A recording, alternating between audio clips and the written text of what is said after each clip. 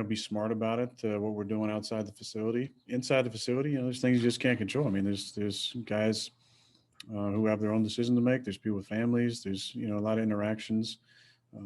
Just doing what you can to protect yourself. But there are outside factors. I don't hold any animosity towards AJ at all. It just kind of is what it is at this point. Ryan Wood. Aaron, I know that you guys are creatures of routine. What's it been like to have this introduced to your routine over the last 24 hours? And do you have any reservations at all about playing Thursday night with everything going on? It sounds like that's currently scheduled to still happen. Yeah, I don't have any reservations about doing it. Obviously, you guys know who's on the list. A couple of our backs. That's obviously going to allow for opportunities for other guys. Put a stress on that room, but other teams have dealt with it throughout the season. As far as I know, the game is on at this point. Again, we're getting tested every single day, and we know the results by the end of the day usually, or the nighttime. So we find out first thing. We're just, again, like I said to Tom, we're just trying to be smart about our interactions, where we're going outside of work, and just understand this is a part of it. This is the NFL in 2020, and a lot of people are dealing with it. I feel confident in our guys. Hopefully the tests keep coming negative with everybody else. The protocols have been different. Yesterday, having some Zoom meetings obviously felt like, the off season and training camp a little bit, but this is the NFL, and there's, you can't rely on any excuses. We got to keep moving forward. San Francisco's, had to deal with the same type of protocols. Obviously they're a banged up team as well with injuries. So we'll be ready to play. MK Burgess. Going off of that, Aaron, so you just mentioned it, the 49ers defense is banged up, but after seeing what Seattle was able to do against them through the air, what do you think is your biggest advantage against them going into this week? I don't know. I mean, it's a really good defense, regardless who's playing. I think, and I've said this many times, since I got to know him, Fred Warner is one of the elite players in this league. He's been an ascending player since his first opportunity, his rookie year. He makes that thing go.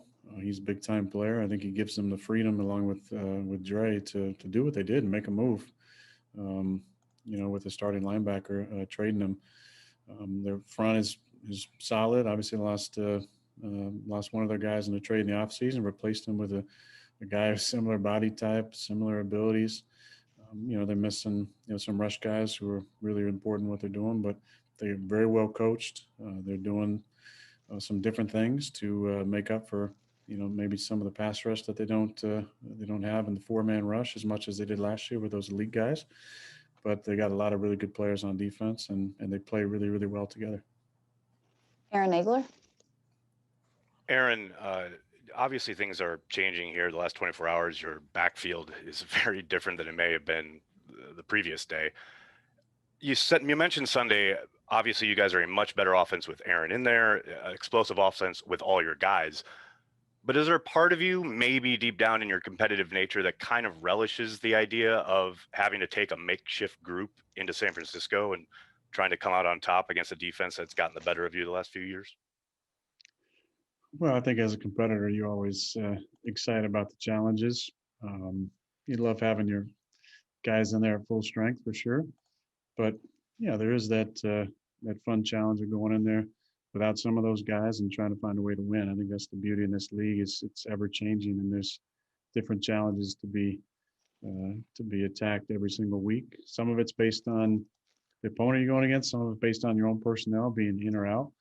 We'll have a good plan for whoever gets to get those opportunities. But it's pretty simple. What we're trying to do on offense is, be explosive, find ways to get the ball to 17, get the ball to our guys in space. And, if obviously not having a couple of backs, we're going to have other guys with opportunities to fill those roles. I look forward to the challenge. Phil Huber.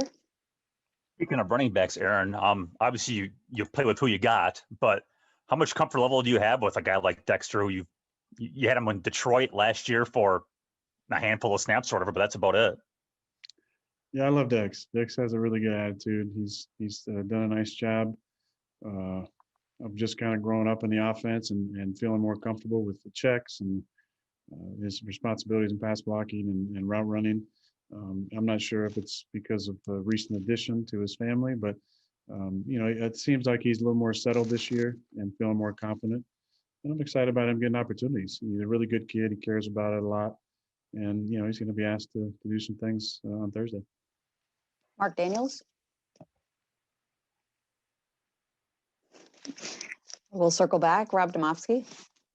Hey, Aaron, I can't begin to imagine what the preparation is like on a short week anyway. And how much different is it now when there's so many moving pieces in addition to just the normal challenges of a short week?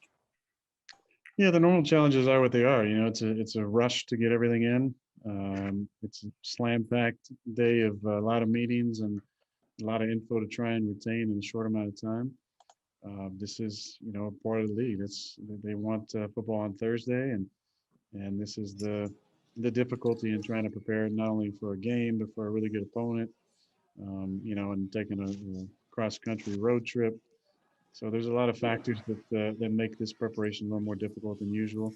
Again, I feel comfortable playing on Thursday, but we're all kind of stretched from the coaching staff on down with trying to get as much in as we feel comfortable, and then trying to feel comfortable through some of the walkthrough reps that we get in order to go out there and feel good about what we can perform with on Thursday. Tim Van Born. Aaron, dovetailing off your last answer there, so many variables for everybody, obviously. You're as much of a sure thing on this team as any of the guys would know. Do you take that maybe extra responsibility this week, the trip, the week, the preparation, all that stuff, the opponent, and the success you've had on Thursday nights individually? Is that extra this week for you, knowing what's going on around you? I don't know if it's extra, Tim. I just feel like that's part of the responsibility, and it has been since I took over in 2008. There's just the expectation of my play. I look forward to that. It's that challenge that Nagler was talking about that is fun every week. It doesn't matter who's lining up with us. It's to go out there and be at my best, regardless of any outside factors that I can't control. There's a lot of things that I can control, and a lot of it's communication on a short week. It just really goes up because you can't possibly rep everything. You can't possibly talk through every look that you might see in the game. And so it's trying to simplify the things we're doing with those guys, especially when you got different guys, younger guys playing in those spots that haven't had a ton of time. You're on a short week. The communication is the most important thing. So we've been trying to amp that up today. We'll do it later this afternoon. We'll do it tomorrow. And just make sure that those guys feel as confident as possible. We've talked through as many scenarios as we can. When it comes to game day, it's all about reactions and instincts and intuition. And I think that's what always has allowed me to play free on the field. And if you can pass on some of that as an older player, instill that confidence and try and get guys to just settle in and relax and play reactively and instinctually instead of robotically and overthinking things. That's kind of the goal, especially on a short week. Greg Matzik. Hi, Aaron. When your career started, the trade deadline didn't seem to be much of a big deal, and it's become a bigger deal, I think, than in years past. Why do you think the ramp up has been what it has been? And do you pay much attention to what is happening around the league? Yeah, for sure. I mean, I'm a fan of football. I have been since I was a kid. So I love, keeping up to date on transactions. It is interesting, for a long time, being a fan of all sports, you see it in baseball a lot. Teams are either buyers or sellers.